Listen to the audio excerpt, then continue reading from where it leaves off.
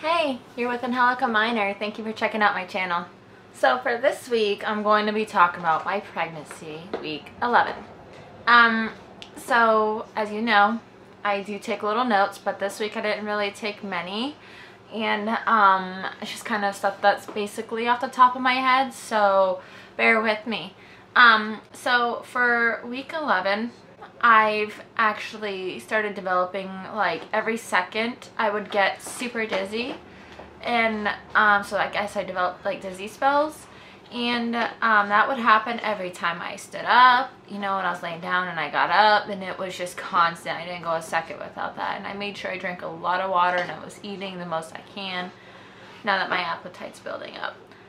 I've been experiencing lots of cramps and bloating, and I feel like those could be round ligament pain, but it does feel a little different.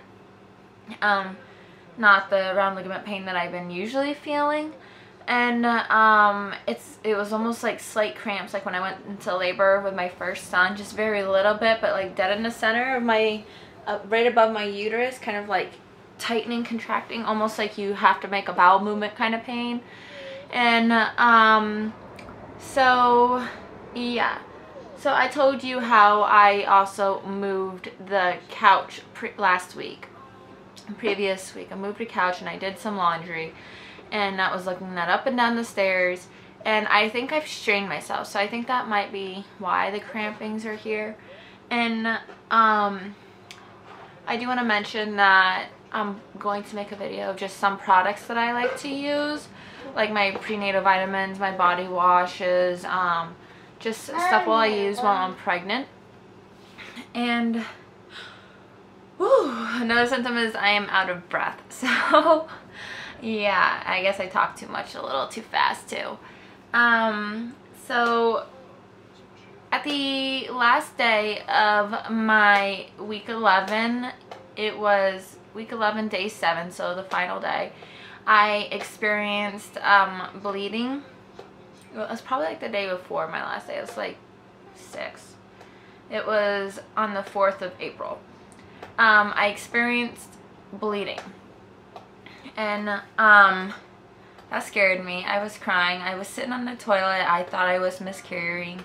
There was a little bit of clots. It was mainly pink and bright red. So I called my OB, and they scheduled me to come in as soon as I can. And I came in that following day. Thank God that was the only day that my husband had off, and it occurred that day, so I didn't have to wait all week for another day off or something, or wait till his day off came. So it kind of got a little frustrated because my husband has known I was dealing with that since 6 a.m. in the morning. I woke up crying in the bathroom, and he came and saw me, and then he was like, "Oh, you're fine. You experienced that with your first pregnancy." I'm like, "No, I didn't." I didn't. He was like, "Isn't it implantation bleeding?" I'm like, if I was to have implantation bleeding, that would happen around like week 5, week 6 or something. And maybe week 4, you know. So it definitely was implantation bleeding. I've never experienced any bleeding in the beginning of my pregnancy with my son. It was towards the end of my pregnancy, the last 4 weeks.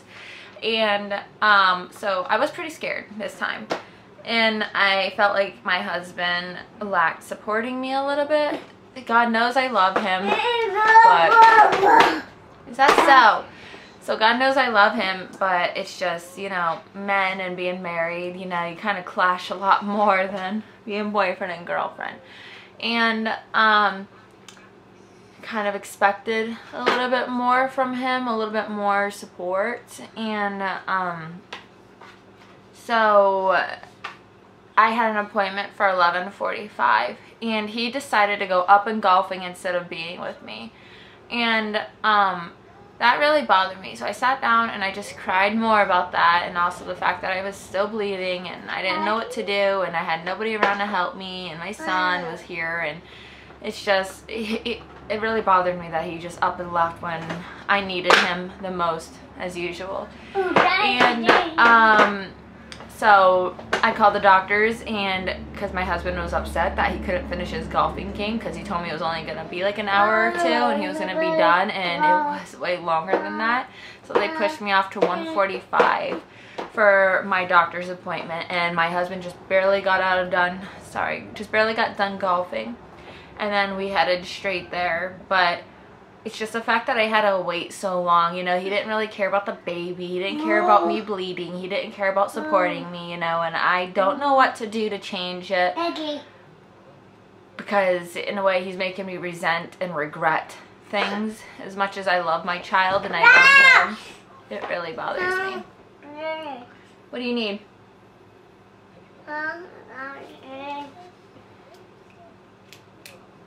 Feel that? So I dealt with that. I went to the doctors and they did my first transvaginal sound.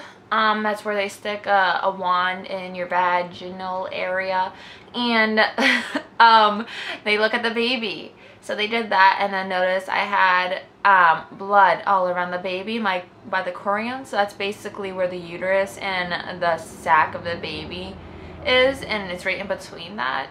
And I was diagnosed with a bad subchorionic hematoma. I was hemorrhaging, if I'm saying that right. And they gave me a picture of my baby, but there it is.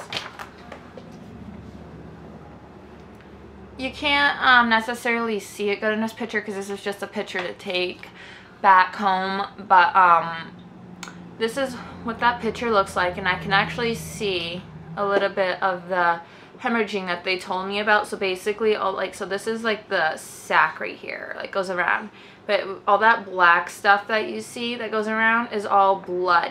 And right around here, they said was where my placenta was. So if I had blood between the placenta and my uterus, then it would have been called something else.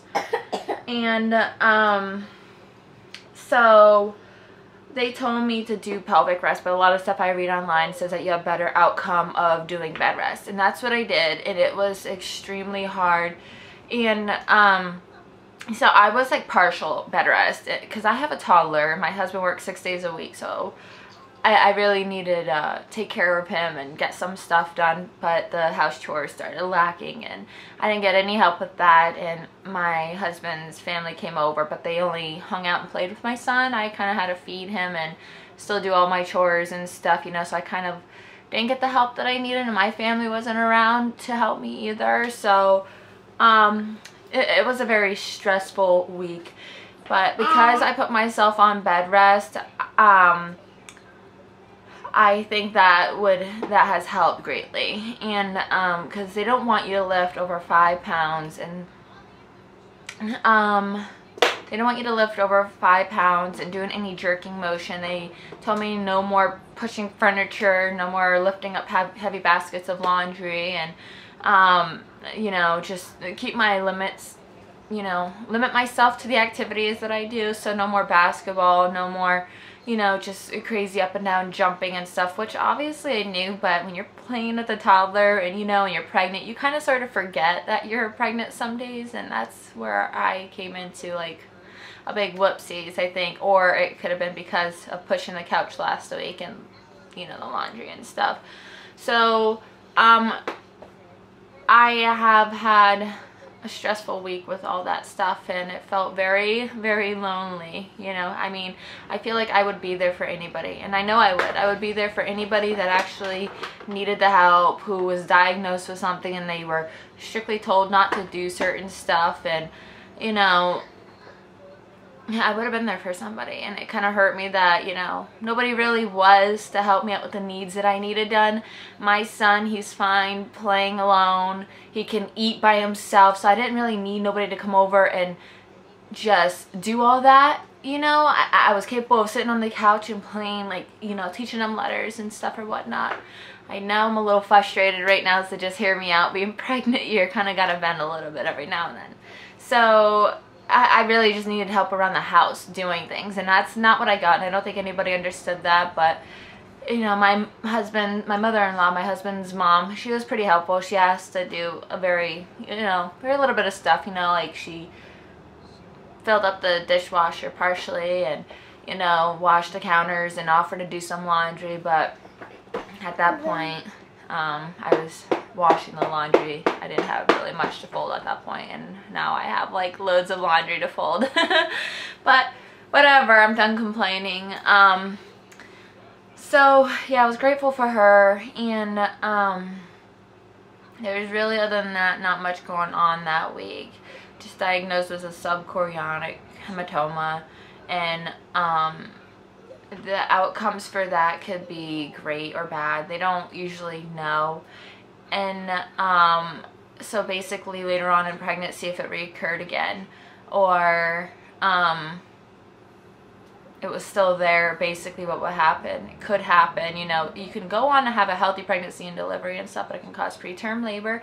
It can also cause your sac to be, from the blood clots to be pushed off the wall, and you could basically have a placenta eruption. That's what the doctor said. And right now, during my pregnancy, I have a threatened abortion. So my body's basically trying to abort a perfectly healthy baby because of the trauma that I experienced, and instead of like a miscarriage. So subchorionic hematoma is basically the sac where the baby is detaching from the uterus wall. So that's what I'm going through, and it happens with all like 3% of pregnancies. But I think they said about 20% of women in the world have bleeding, so it's not completely uncommon.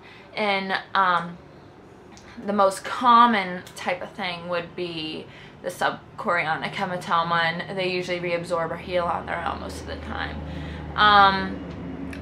And yeah, so that's really it. You can go ahead and join me for my week 12 video. I'm gonna go ahead and post a little bit more updates based on my subchorionic hematoma and what I've been doing this week. So thank you for checking out my video. Bye.